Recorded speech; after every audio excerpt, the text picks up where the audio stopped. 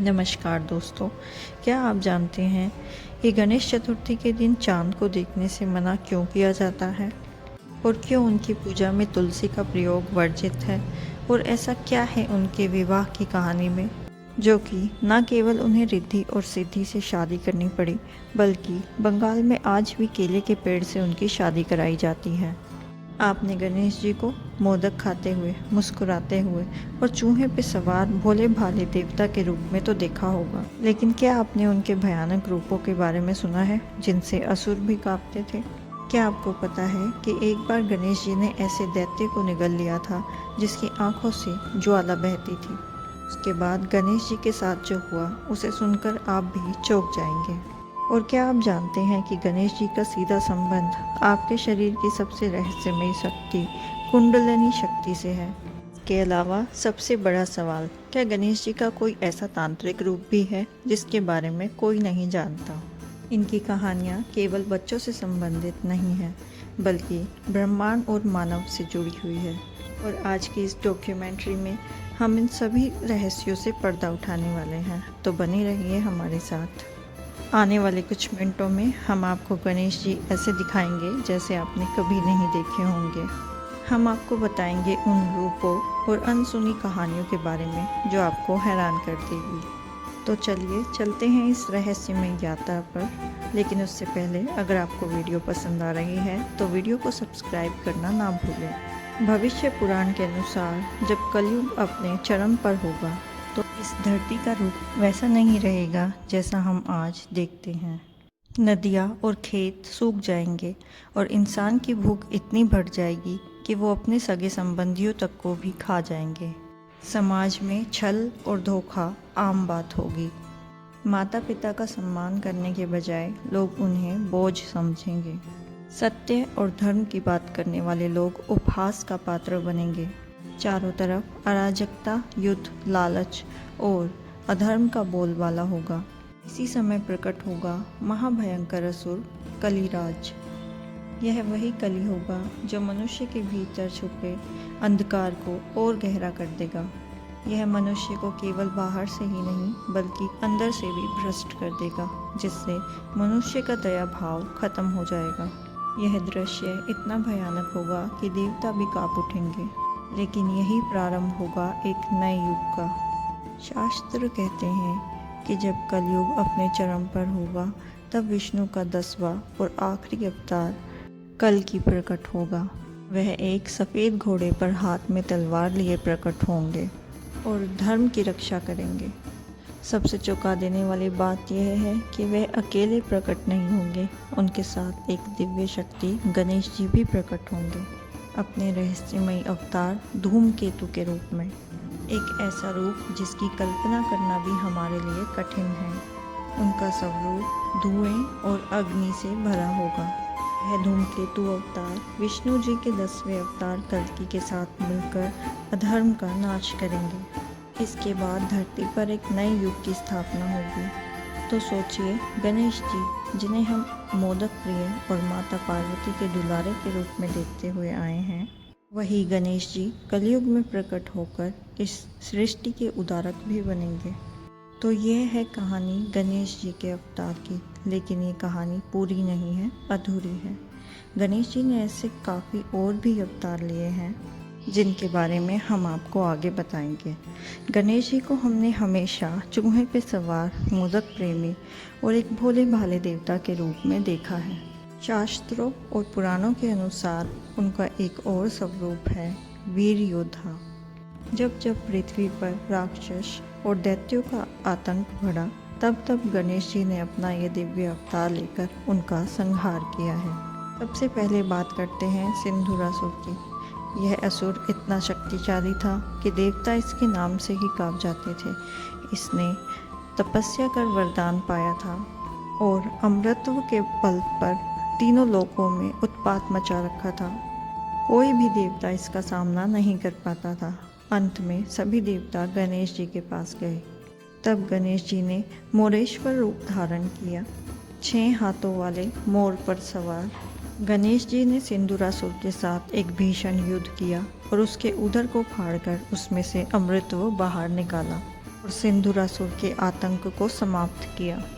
यह वही कथा है जिसके बाद महाराष्ट्र में मोरेश्वर भगवान की स्थापना की गई। इसके बाद आता है मत्सरासुर। मत्सरा मतलब ईर्ष्या, और यह असुर इसी भाव का था। वह देवताओं से इतनी नफरत करता था कि पूरी सृष्टि पर अपना शासन करना चाहता था। तपस्या कर उसने वरदान पाया और अहंकार में चूर होकर तीनों लोकों पर शासन करने की इच्छा रखी। सभी देवता भयभीत होकर गणेश जी की शरण में पहुँचे। तब गणेश जी ने वक्रतुंड अवतार धारण किया, एक विशाल स्वरूप, हाथों में अस्त्र।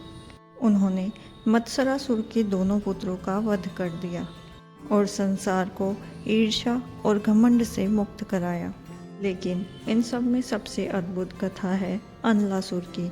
यह दैत्य इतना शक्तिशाली था और विशाल था कि उसकी आंखों और मुंह से ज्वाला निकलती रहती थी। जो भी उसके पास आता वह अग्नि से भस्म हो जाता।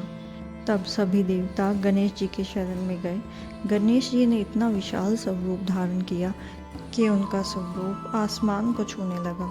भीषण युद्ध करने के बाद भी जब कोई उपाय नहीं निकला तो गणेश जी ने अपने विशाल शरीर में अनलासुर को निगल लिया। जैसे ही गणेश जी ने उस असुर को निगला, उनका शरीर भीतर से जलने लगा। अग्नि की लपटें उनके शरीर में फैल गई और गणेश जी करहाने लगे। यह देखकर सभी देवता घबरा गए। तब सभी देवताओं ने उन्हें शीतलता प्रदान करने के लिए उन्हें दूर्वा घास अर्पित की। जैसे ही गणेश जी ने दूर्वा घास ग्रहण की, उनकी पीड़ा समाप्त हो गई और तभी से गणेश जी को दूर्वा चढ़ाने की परंपरा शुरू हो गई। अगर आपको लगता है कि यह सिर्फ एक कहानी है, तो आपको जानकर हैरानी होगी कि आधुनिक विज्ञान भी दूर्वा घास के महत्व को मानता है। आधुनिक विज्ञान और आयुर्वेद दोनों में दूर्वा को औषधीय पौधा माना गया है, जो कि पेट की जलन, एसिडिटी और अल्सर को कम करने के लिए उपयोग किया जाता है। इन 3 कहानियों से यह साबित होता है कि गणेश जी केवल विघ्नहर्ता ही नहीं बल्कि एक महान योद्धा भी है। लेकिन क्या आपको पता है कि गणेश जी का जन्म कैसे हुआ और क्यों उन्हें एक दंत कहा जाता है? और सबसे बड़ी बात, क्या गणेश जी का कटा हुआ सर आज भी धरती पर कहीं विद्यमान है? तो चलिए इन रहस्यों को भी जानते हैं। हिमालय की बर्फीली चोटियों पर बसा कैलाश पर्वत, चारों तरफ बर्फ की चादर, शांत वातावरण, और माता पार्वती अपने महल में स्नान की तैयारी कर रही थी। लेकिन इस शांति के बीच में उनके मन में एक चिंता थी। जब शिव जी अपनी गहन तपस्या और ब्रह्मांड का चक्कर लगाने चले जाते थे, तब महल की रक्षा कौन करेगा? कौन होगा ऐसा जो बिना डरे किसी को भी रोक सके?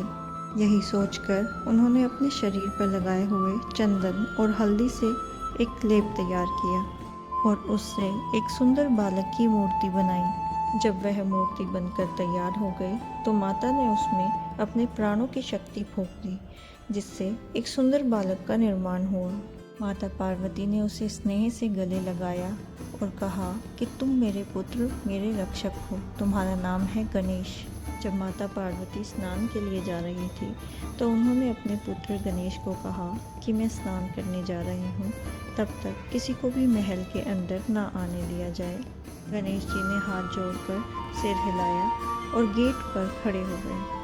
उसी समय शिव जी यात्रा पर वापस आ रहे थे। वह महल के अंदर जाना चाहते थे।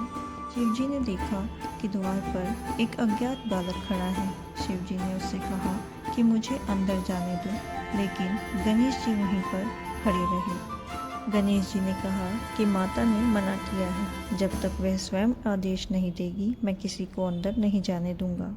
धीरे धीरे क्रोध शिव जी की आंखों में उतरने लगा। उन्होंने अपने गणों को आदेश दिया कि इस बालक को हटाओ, परंतु कोई भी उस बालक को वहां से नहीं हटा पाया। अंत में शिव जी के सबर का बाण टूट गया। उन्होंने अपनी त्रिशूल से वार किया और एक ही वार में गणेश जी का सर धड़ से अलग हो गया। जब माता पार्वती बाहर आई तो अपने प्रिय पुत्र का सर धड़ से अलग देख विलाप करने लगी। पार्वती जी ने क्रोध में कहा कि यदि उनके पुत्र को पुनः जीवित नहीं किया गया तो वह पूरी पृथ्वी को नष्ट कर देंगी। देवता ऋषि सब भयभीत हो गए। ब्रह्मा जी और विष्णु जी ने शिव जी को कुछ उपाय ढूंढने को कहा। शिव जी ने उत्तर दिशा में अपने गणों को भेजा और कहा, जो सबसे पहले मिले उसका सर लेकर आओ। गण जब लौटे तो उनके हाथ में एक हाथी का सर था। शिव जी ने उस हाथी के सर को गणेश जी के सर पे पुनः से स्थापित किया और उसमें प्राण फूंक दिए। गणेश जी पुनः जीवित हो गए। लेकिन अब वह गजानंद यानी हाथी के मुख वाले देवता कहलाए। यह कथा यहीं समाप्त नहीं हुई। कुछ मान्यताओं के अनुसार गणेश जी का वह सिर समाप्त नहीं हुआ था। भगवान शिव ने उसे एक सुरक्षित स्थान पर रखा था और वह स्थान है उत्तराखंड की पाताल भुवनेश्वर गुफा। कहते हैं कि इस गुफा में आज भी एक रहस्यमयी शक्ति विद्यमान है और वहाँ रखे उस सर की सुरक्षा स्वयं शिव भगवान करते हैं। इसके बाद हम आपको लेकर चलते हैं महाभारत लेखन की कथा पर। इसके अनुसार महर्षि वेदव्यास जब महाभारत की रचना कर रहे थे, उन्हें एक ऐसे लेखक की तलाश थी जो बिना रुके लिख सके। ऐसे में उन्होंने गणेश जी का स्मरण किया। गणेश जी सहमत हुए, लेकिन उन्होंने एक शर्त रखी कि वह बिना रुके लिखेंगे। उन्होंने सहमति दिखाई और महर्षि वेदव्यास बोलते गए, गणेश जी लिखते गए। उनकी कलम एक मोर पंख से बनी हुई थी। लगातार लिखने की वजह से वह कलम बार बार टूट रही थी। इससे परेशान आकर गणेश जी ने अपना एक दांत तोड़ लिया और उसी से उन्होंने संपूर्ण महाभारत लिख डाली। वह ग्रंथ जिसे पंचम ग्रंथ कहा जाता है और जो लाखों श्लोकों में संपूर्ण माना जाता है, वह गणेश जी ने अपने दांत से लिखा है। क्या आप जानते हैं कि गणेश जी ने आजीवन ब्रह्मचर्य रहने का निर्णय लिया था? फिर ऐसा क्या हुआ कि उन्हें रिद्धि और सिद्धि से विवाह करना पड़ा? चलिए जानते हैं इस रहस्य को। लेकिन इससे पहले अगर आप चैनल पर नए हैं तो चैनल को सब्सक्राइब कीजिए ताकि आगे आने वाली वीडियोस आपसे मिस ना हो। माना जाता है कि एक बार गणेश जी गंगा के किनारे तपस्या कर रहे थे। तभी वहाँ से तुलसी जी गुजर रही थी। उन्होंने वहाँ पर गणेश जी का तेजस्वी स्वरूप देखा और उन पर मोहित हो गई। तुलसी जी ने गणेश जी के सामने विवाह का प्रस्ताव रखा। तब गणेश जी ने बड़े ही शांत स्वर में उत्तर दिया, मैं एक ब्रह्मचारी हूँ। मेरा जीवन तप और साधना के लिए समर्पित है। विवाह का बंधन मेरे लिए नहीं है। यह बात सुनकर तुलसी जी क्रोधित हो गई। उन्होंने क्रोध में आकर गणेश जी को श्राप दे दिया, तुम्हारा विवाह जरूर होगा और दो कन्याओं से होगा। यह श्राप सुनकर गणेश जी क्रोधित हो गए और उन्होंने तुलसी जी को प्रतिश्राप दिया, तुम पौधे के रूप में सदा इस पृथ्वी पर रहोगी और मेरी पूजा में कभी भी स्वीकार नहीं की जाओगी। अभी से गणेश पूजा में तुलसी का प्रयोग वर्जित माना जाता है। लेकिन तुलसी जी के श्राप को भी पूरा होना ही था। समय बीता और ब्रह्मा जी ने अपनी योग शक्तियों से दो सुंदर कन्याओं को उत्पन्न किया, रिद्धि और सिद्धि। रिद्धि समृद्धि की देवी मानी जाती है और सिद्धि बुद्धिमत्ता की। ब्रह्मा जी ने गणेश जी को उनका गुरु बनाया। दोनों बहनें गणेश जी से शिक्षा लेने लगी। धीरे धीरे समय बीता और नियति ने वही कराया जो तुलसी जी ने श्राप दिया था। गणेश जी का विवाह रिद्धि और सिद्धि से हो गया। इस पावन विवाह से उनके दो पुत्र हुए, शुभ और लाभ। तभी से हर घरों में ये कहा जाता है कि जहाँ गणेश जी होंगे वहाँ शुभ और लाभ तो होंगे ही। लेकिन विवाह की कथाएं यहीं पर समाप्त नहीं होती। भारत के पूर्वी भाग, विशेषकर पश्चिम बंगाल में एक मान्यता है। यहाँ पर माना जाता है कि गणेश जी का विवाह एक बार केले के पेड़ से भी हुआ था। कथा के अनुसार एक बार पार्वती माता बहुत अधिक भोजन कर रही थी। यह देखकर गणेश जी ने पूछा कि माता, आज आप इतना भोजन क्यों कर रही है?